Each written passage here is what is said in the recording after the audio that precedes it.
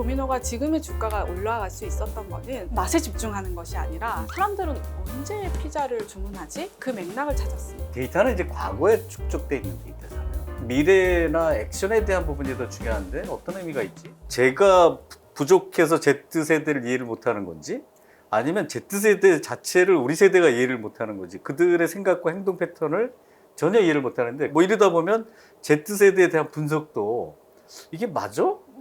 뭐 아니 왜냐면 네네네. 교수님도 Z세대가 아니시니까 네네. 그 MZ세대 중에 Z세대가 M세대하고 같이 끼는 거 되게 싫어하거든요. 엄청 싫어합니다. 네. 그러니까 이들을 이해하기 위해서는 그들 안에 있지 않으면 이해하거나 그들의 행동을 분석하는 것이 거의 불가능하다고 저는 생각을 했는데 네, 그, 맞습니다. 사실 기업들에서 Z세대 분석을 할 때 예. 그들이 잘 못하는 이유는 이걸 분석하는 사람들이 40대 뭐 그렇죠. 이런 분들이 예, 예. 하고 의사결정도 50대 50대. 이런 분들이 하니까 그분들한테 맞춰져서 이렇게 인사이트가 나오다 보니까 잘 안 되는 예, 거예요. 예. 그래서 사실 저희 DCX 랩에 이렇게 의뢰를 하시는 이유도요. 저희는 Z세대가 분석을 합니다. 아 그래요? 그래서 야, 그 특이하네. 그리고 그렇죠. 실제로 이들이 노는 곳에 가거든요. 네. 저는 이들이 어느 채널에서 어느 커뮤니티에서 노는지 잘 모르는데 우리 학생들은 너무 잘 알더라고요. 그래서 이들이 노는 곳에 가서 데이터를 크롤링을 하고 그리고 이 안에서도 Z세대는 한 가지 경향성을 보이지 않습니다. 서로 다른 페르소나들이 보입니다. 그러니까 예를 들면 Z세대가 다 똑같지 않다는 거죠. 아, 특히나 그렇죠, Z세대는 그렇죠. 더 예. 그렇습니다. 예전에 기성세대들은 좀 비슷한 맥락과 경험들을 겪었기 때문에 좀 비슷한 경향성이 많이 보였는데요. Z세대는 특이하다는 비슷한 경향성 빼고는 예. 다 너무 다릅니다. 글쎄요. 유니크하게 너무너무 다 10인 다르고 10색이라고 하는. 야. 네, 이들의 색깔이 너무 다른데 그래서 저희가 했던 프로젝트 중에 하나도 Z세대를 위한 새로운 디스플레이 컨셉 발굴이었는데요. Z세대를 저희가 데이터 기술로 클러스터링이라는 걸 했는데 31개의 페르소나를 데이터에서 찾고 31개. 예, 각각의 페르소나가 어떤 맥락들을 가지고 있는지를 이제 데이터로 분석을 해냈습니다. 근데 이 맥락을 찾아내는 것도 제가 하면 잘 안 나오더라고요. 그래요? 그런데 우리 Z세대들이 하면 네. 잘 나옵니다. 물론 왜냐하면 이제 교수님이 지도를 하셨으니까 그렇겠지만 누구보다도 이들을 공감하고 있고 그들 자신이 또 페르소나이기도 때문이기도 하고요. 저희가 그렇게 다양한 맥락들을 찾아내고 다양한 페르소나를 찾고 나서는 사실 이거를 더 딥다이브해서 검증하는 시간이 필요한데요. 이제 그때는 이제 데이터에서 시작은 했지만 저희가 고관여자 인터뷰라는 것도 합니다.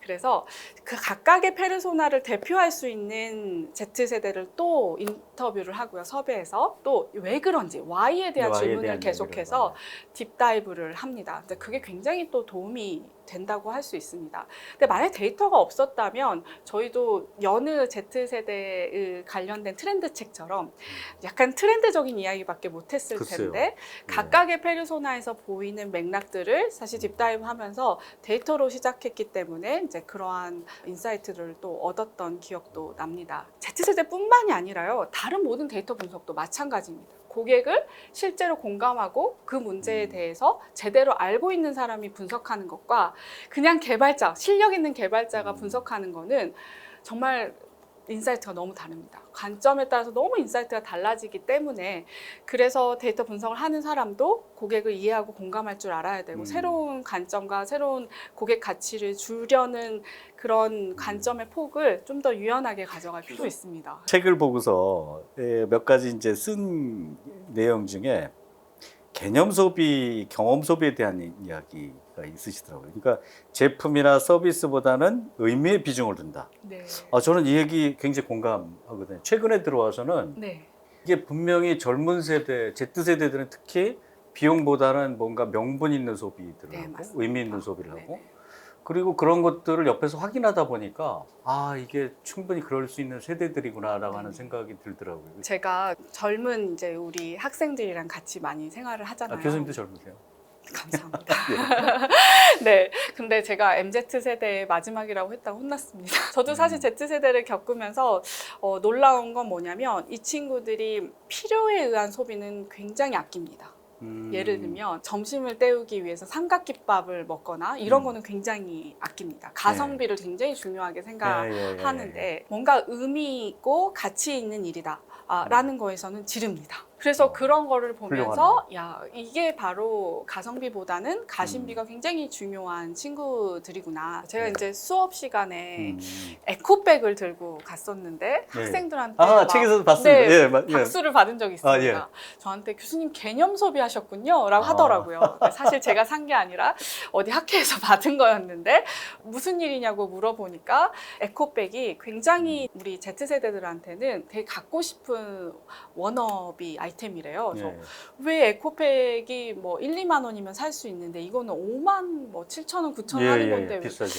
비싸서 갖고 싶은 거야? 네. 그러니까 아니요. 그게 아니라 그 에코백은 실제로 제주도에 있는 그 버려진 플라스틱 쓰레기로 사실 만든 건데 굉장히 고급스럽고 굉장히 이렇게 심플해요. 예, 예. 그리고 색깔에 좀 감성이 저도 좀 본적 있기는 있습니다. 한데 그래서 이 친구들이 그걸 사서 인스타에 공유하고 나는 음. 이런 의미적 가치를 공유하는 사람이야 라고 아, 보여주는 훌륭합니다. 거에 예. 굉장히 의미를 느끼고 음. 또 제가 그거에 공감하는 교수라고 보여줬기 때문에 제 인기가 잠깐 저는 있었습니다. 개념 소비를 하는 우리 젊은 친구들을 봤을 때 저희는 사실 그렇게 질르지 못하거든요. 네. 그렇게 비싸? 의미는 있지만 말이야. 저도 우리 친구들을 보면 옷 사거나 이런 데는 돈을 잘 안 써요. 예. 오히려 당근마켓에 가서 중고로 괜찮은 핫 아이템을 득템했었을 때 굉장히 자랑합니다. 저한테 교수님 이거 얼마인지 아세요? 멋지죠? 당근마켓에서 한 5만 원에 굉장한 아이템을 얻었다. 이런 것들을 막 자랑하고 그걸 되게 자랑스러워 하더라고요. 예. 그래서 저희 세대랑은 좀 다르구나.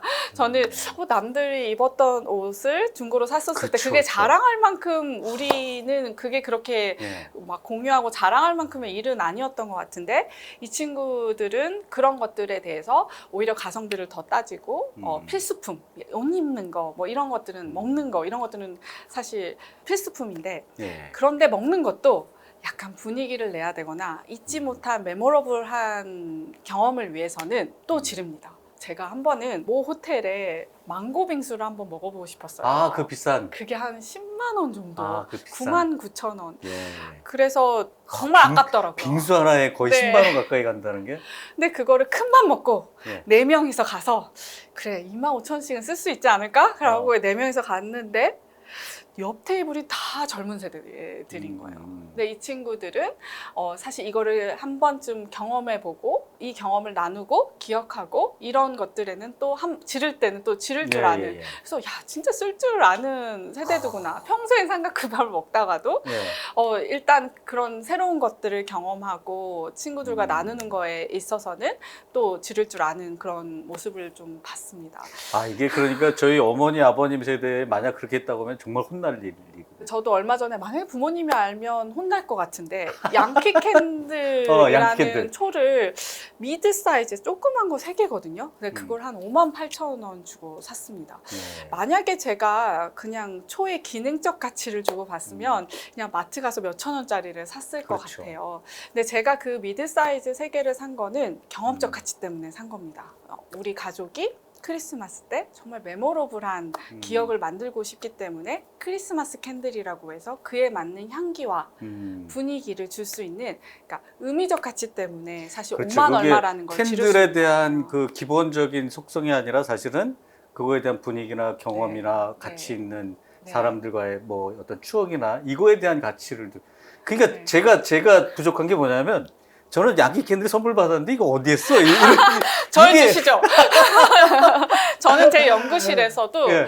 커튼 향기가 나는 양키 캔들을 키워놓고 공부를 했을 때 공부가 더 잘 되더라고요. 역시. 네. 그리고 저는 공부가 잘 되는 음악도 또 따로 있습니다. 그래서 이렇게 해놓고 향기와 분위기를 만들었을 때 이제 뭔가 내가 이 시간을 의미 있게 쓸 수 있다라고 하면 지를 수 있는 겁니다. 네. 교수님도 개념 소비를 하시는군요. 그러려고 노력 중입니다. 그 분위기로 얘기하면 계속 수세 볼리기 때문에 네. 데이터의 이야기로 넘어가게 되면 네, 네. 데이터는 이제 과거에 축적돼 있는 데이터잖아요. 이게 사실은 미래나 액션에 대한 부분이 더 중요한데 과거를 분석해내는 것이 어떤 의미가 있지? 맞습니다. 이런 생각을 좀 많이 했었어요. 맞습니다. 저도 AI 예측 모델을 만들지만 사실 AI 예측 모델은 이런 전제 조건이 있습니다. 과거의 경향성이 미래에도 계속될 것이다. 라는 전제 조건이 있습니다. 그래서 사실 그거에 대해서 어느 정도 극복을 하기 위해서 우리가 쓰는 기법들이 있기는 해요. 즉 과거에서 보지 못한 상황까지도 예측할 수 있도록 하는데 그래도 한계점은 있을 수밖에 예, 없습니다. 예. 왜냐하면 과거 데이터로 학습을 하기 때문이죠. 이제 과거 데이터로 미래의 기회를 포착한다는 건 사실 어불성설일 수 있습니다. 예, 예. 그러니까 미래의 새로운 기회를 찾거나 이런 것들은 과거 데이터에서 안 나올 수도 있다는 그렇죠, 거죠. 그렇죠. 예. 그래서 그거에 사실 제가 생각나는 사례가 바로 노키아입니다. 노키아 같은 경우도 실제로 핸드폰 1위 회사였잖아요. 그렇죠. 정말 잘 나가는 회사였는데 스마트폰으로 우리가 바꿔야 될까? 실제로 사람들이 100만 원이나 넘는 돈을 스마트폰이라는 거에 쓰게 될까? 과연 PC에서 하던 일을 이 작은 핸드폰에 가지고 올까? 이게 굉장히 그렇죠. 궁금했었는데 그래서 빅데이터를 막 수집해서 봐도 그 어떤 사인도 스마트폰의 시장이 안 보이는 거예요. 예, 예. 그런데 실제로 질적 연구를 하는 트리시아 왕 같은 그런 분이 계시는데 예. 그분은 중국의 사람들을 관찰하고 그 삶 속에 들어가서 실제로 노동자도 돼보고 그들을 보면서 아 그들이 스마트폰이라는 것에 열광하게 될 것이고 이걸 갖기 위해서 엄청나게 돈을 쏟아부을 것이다 라고 노키아한테 이야기를 해줬는데 네. 노키아는 듣지 않았습니다. 어떤 빅데이터 사인에도 그 여자분의 말을 보여줄 수 있는 증거가 없었거든요. 그래서 이 과거의 패턴을 어느 정도 따라갈 수 있는 미래를 예측한다면 오케이. 하지만 새로운 맥락을 본다면 우리는 전혀 다른 데이터를 봐야 될 것 같습니다. 예를 들면 저는 이제 두 가지를 말씀드리고 싶은데 첫 번째는 보는 데이터가 좀 달라야 될 것 같아요. 그러니까 새로운 기회를 포착하려면 우리 내부에 쌓이고 있는 고객의 데이터나 아니면 행동 데이터나 아니면 앱 데이터 뭐 굉장히 데이터들이 예, 많은데 많죠. 그런 것들로는 새로운 기회를 보기에는 현상 분석은 할 수 있어요. 예, 예. 하지만 그 현상 분석을 통해서 나오는 왜 그러지? 이거에 대한 답은 내부 데이터에서 잘 안 나오거든요. 그래서 우리가 봐야 되는 데이터는 그 Y에 대해서 찾을 수 있는 고객의 라이프 데이터를 좀 봐야 됩니다. 아, 라이프 데이터 얘기하시죠. 그들이 예. 비록 그 데이터가 우리 제품을 언급하지 않는다고 하더라도 주로 기업들은 본인들 제품을 언급한 리뷰나 언급한 데이터들을 주로 소셜 리스닝 할 때 많이 수집하는데 예. 거기서 나올 수 있는 인사이트는 제품의 개선 말고는 없어요. 새로운 의미적 가치를 주는 새로운 기회는 찾기가 어렵습니다. 그런 데이터를 가지는 한계를 좀 알고 새로운 라이프 데이터를 좀 봐야 되고 또 하나는 분석 방법 또한 좀 달라져야 될 것 같습니다. 예, 어떻게 보느냐에 따라서. 그렇죠. 주로 빅데이터를 하시는 분들은 정량적으로 주로 어떤 사람들이 어떤 이야기를 하지? 이제 이런 큰 사이즈의 세그를 찾고 그 큰 사이즈가 가지고 있는 페인과 맥락을 찾는 데 집중을 했다면 제가 보는 관점은 지금과 같이 개개인의 욕망이 다르고 개개인의 맥락이 다른 시기에는 주로 이야기하는 큰 사이즈만 볼 게 아니라 양 극단에 있는 세그먼트의 사이즈는 그렇게 크지는 않지만 예. 그 세그들이 하고 있는 맥락이나 그들의 페인을 좀 더 자세히 들여다보면 거기에 기회가 나옵니다. 그래서 분석 방법 또한 기존에 막 정량적으로 큰 것들 위주로만 보는 게 아니라 저는 예. 우리 학생들한테도 스몰 데이터도 같이 보자. 이런 스몰 이야기들을 데이터. 많이 합니다. 빅데이터만 너무 빅에만 집중하지 말자는 예, 예. 거죠. 네. 저는 예전에 데이터를 이야기하시는 어떤 분과 약간 다툼이 있은 적이 있었는데 이게 아까 스몰 데이터라고 하시는 것은 사실은 고객을 하나하나 다 이렇게 분석을 하기 위해서 네. 그리고 그들에 대한 액션이 필요한 거였잖아요. 요즘은 고객이 너무 많은 선택지가 있어서 맞습니다. 제대로 추천을 해줘야 그게 고객을 제대로 접대하는 거다라고 하는 맞습니다. 그런 얘기인데 그러다 보니까 뭐 어떤 맹점이 있냐면 넷플릭스가 2,000 몇백 가지의 고객을 나눈다 그러잖아요. 맞습니다. 그럼 제가 넷플릭스를 보면 제가 원하는 것만 나와요. 그 다음에 유튜브를 보면 원하는 것만 나와요. 네네. 구글에서 검색을 하면 제가 원하는 것만 나와요. 그러다 보면 다른 세계를 모르게 되는 아주 맹점이 있는 거예요. 이게 교수님의 책에서도 얘기했던 가두리. 네, 맞습니다. 이거를 저는 굉장히 큰 약점이라고 보거든요. 이렇게 네네. 데이터를 분석하시는 분들이 고객에게 좋은 정보를 제공해주고 원하는 것을 주는 건 맞지만 그것을 너무 좁게 만들어 놓는다. 네. 고객을 가둬놓는다. 네, 그렇게 볼 수도 있을 것 같은데 참고로 제가 석사 때는 추천 시스템을 개발을 했었습니다. 그래서 사실 예. 추천 시스템은 알고리즘이 어떻게 돼 있냐면 네. 실제로 고객이 선택하는 의사결정의 시간을 줄여주기 위해서 그렇죠. 예. 그래서 사실 추천 시스템이 잘 돌아가면 돌아갈수록 사람들의 선택을 많이 받기 때문에 그게 비즈니스 모델과 아주 직결되는 그렇죠, 굉장히 그렇죠. 중요한 예, 예. 알고리즘이 될 수 있는데요. 음. 실제로 저 같은 경우도 넷플릭스에서 저의 어카운트를 가려면 2번 옆으로 방향키를 움직이고 OK 버튼까지 3번을 조작을 해야 되기 때문에 귀찮잖아요. 그래서 그렇죠. 한 번은 그냥 첫 번째 프로필로 갔더니 저희 아이의 프로필이더라고요. 그래서 포켓몬스터의 만화와 막 이런 네. 것들을 하면서 결국에 제가 원하는 컨텐츠를 찾는데 너무 힘들었고 결국엔 꺼버렸던 그 경험 때문에 굳이 제가 옆으로 방향키를 하면서 3번 조작을 하면서 제 프로필에 들어가는 이유도 바로 그 추천을 굉장히 잘하기 때문이기도 하죠. 그런데 가끔은 그 가두리를 벗어나서 새로운 세계를 보고 그렇죠. 싶기도 하잖아요. 그래서 넷플릭스가 그냥 아무거나라는 버튼이 있습니다. 그러면 진짜 아무거나 추천을 해줍니다. 지금 말씀하신 새로운 무엇인가 접했을 때 나도 이런 느낌의 새로운 것들을 확장을 할 필요가 있다라고 생각을 가끔 했는데 그걸 이제 너무 가둬놓다 보면 이게 데이터의 맹점이죠. 어떻게 보면 맨날 본 것도 그렇죠. 보게 되고 네. 교수님 이야기의 마지막에 네. 무슨 얘기가 나오냐면 디지털 가치루프 만들기라고 하는 저는 그걸 디지털 이 데이터에 대한 어떤 생태계로 봤거든요. 네. 근데 이 데이터라고 하는 것을 가지고서 어떤 생태계를 만들어낼 수 있는지에 대한 것도 사실은 대단히 궁금하고요. 네.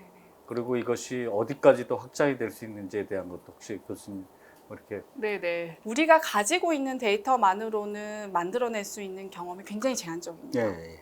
그러면 이거를 데이터를 플랫폼화시켜서 오픈 데이터 플랫폼화시켜서 사실 생태계에 있는 다른 플레이어들과의 데이터 협업을 통해서 사실 많은 가치들이 발현될 수 있거든요. 예를 들면 현대자동차의 경우에도 과거에 한 제네시스에 들어가는 와이파이 센서 모뎀에는 약 200가지 정보가 있었는데요. 예. 지금은 약 1200가지로 늘었다고 하시더라고요. 그때는 자동차의 상태 중심으로 센싱을 하다가 예. 지금은 1200가지로 늘었거든요. 뭐가 늘었을까요? 모빌리티 생태계에 있는 플레이어들, 예를 들면 보험회사, 정비소, 주유소, 예. 이런 B2B2C 관점에서 그들의 페인과 그들의 맥락을 그들한테 어떤 경험을 줄 수 있을 것까지 생각해서 데이터를 센싱하기 시작했습니다.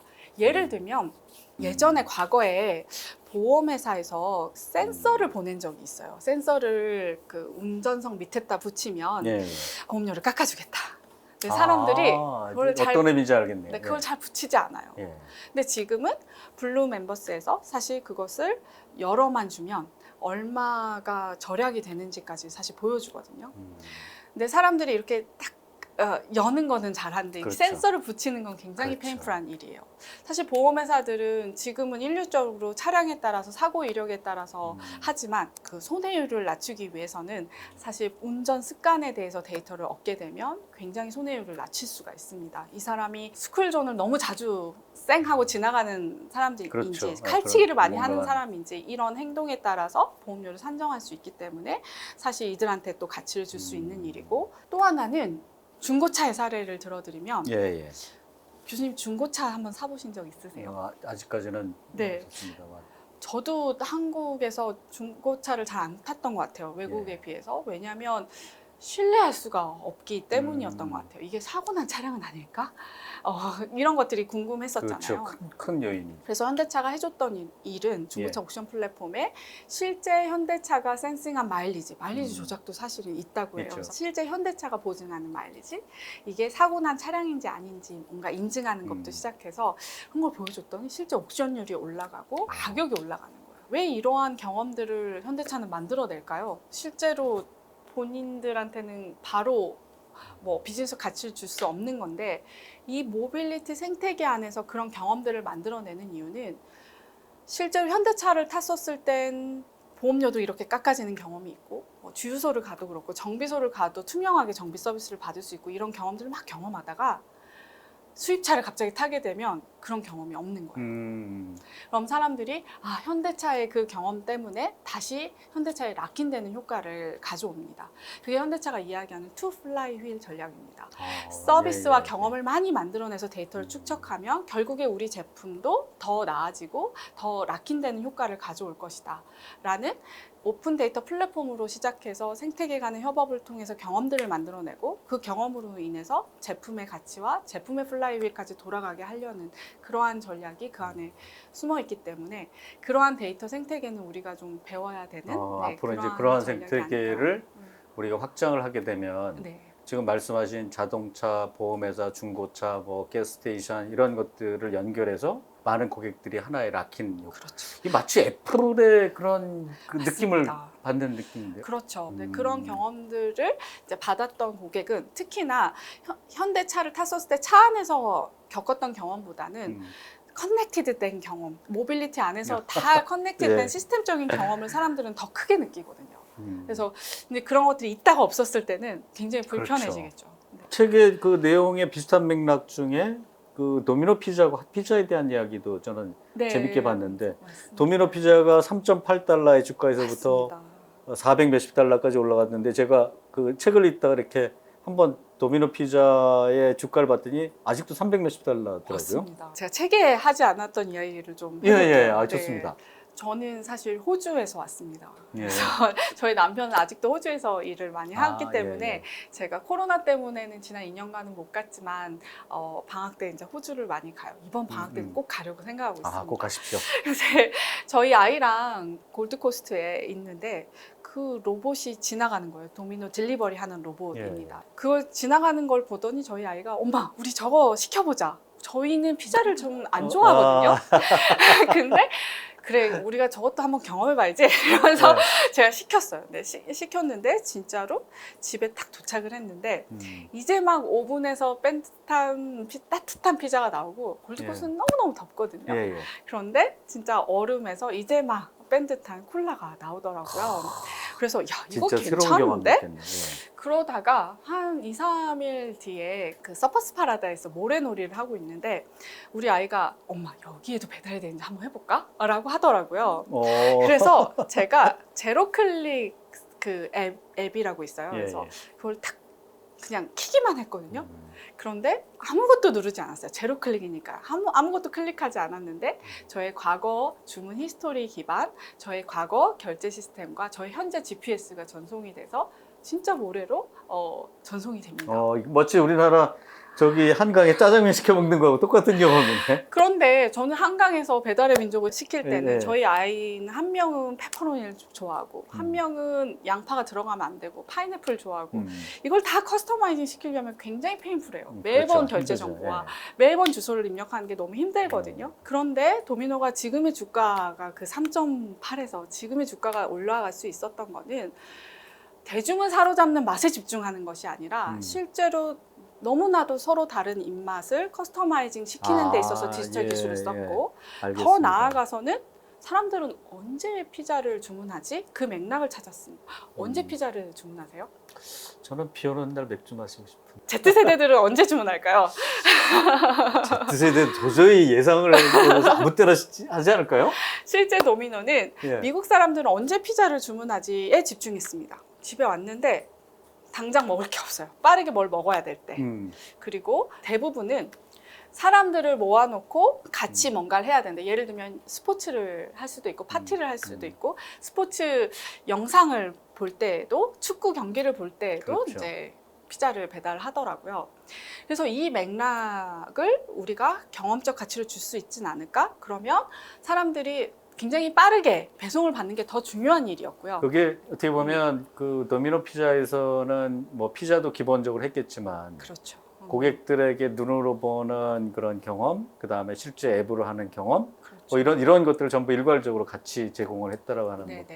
그리고 그 말씀도 저도 동감을 하는 게 뭐 무슨 행사가 있거나 이런 거 보면 피자 맛보다도 빠르게 따뜻하게 그런 경험들이 중요한 거죠. 결국 경험을 제공하는 기업이 더 승부수가 있다라고 하는 말씀을 해주시는 거예요. 네, 그래서 그런 경험을 잘 하려면 고객들이 가지고 있는 많은 맥락을 찾아내야 됩니다. 어떤 맥락과 상황들이 있는지를 저희는 그것들을 사람의 관찰로는 감으로는 제한적이기 때문에 그리고 너무나도 다른 사람들이 다양한 맥락을 가지고 있기 때문에 예. 그런 것들을 찾는 데 있어서 데이터를 사용해 보자라는 게 사실 이 책의 또 핵심 내용이기도 합니다. 대부분이 가지고 있는 맥락을 찾는 게 아니라 예. 다양한 맥락. 그래서 이 안에 우리가 어떤 의미적 가치를 줄 것인가는 그래서 중요한 부분이 앞으로도 더 될 것 같다는 생각이 듭니다. 그 제가 기업들하고 이렇게 일을 하다 보면 기업이 상당히 고집스럽거든요. 그리고 자기만의 성공 방정식이 있기 때문에 잘 바꾸지 않습니다. 그러면 이제 교수님께 예를 들어서 데이터 분석을 통해서 무엇인가 좀 알아봐 주세요 할 때는 자기네들이 이미 하고 싶어하는 방향이 있지 않을까요? 상당히 많이 봤습니다. 아, 그러세요? 그러니까 이미 본인들이 기능적으로 굉장히 대단한 뭔가의 제품과 서비스가 이미 있어요. 그런데 실제로 실행에 옮기기에는 이게 데이터적으로 증명을 해내야 되는 그러한 분들이 요즘 많습니다. 예, 예. 아세요? 예. 요즘 기업들의 CEO들이 이렇게 말씀하신 기업도 있대요. 데이터가 아니면 아예 보고를 하지 마. 이렇게 이야기하시는 기업들이 늘고 있어요. 그러면 CEO들도 이미 그거에 대해서는 컨셉이 다 있다는 얘기인데 맞습니다. 교수님 일하시기 굉장히 어려우실 것 같은데. 저는 그런 프로젝트는 일단 받지 않습니다. 결론이 있는 거. 결론이 저는 사실 결론이 있는 거를 서포팅하기 위해서 예, 데이터를 가공하려면 이 결론에 맞는 데이터만 막 기획해야 되고 그거를 분석을 짜내서 여기에 짜맞춰야 되기 때문에 분석이 아니라 갖다 맞추는 네, 데이터를. 저는 그게 자존심이 너무 상합니다.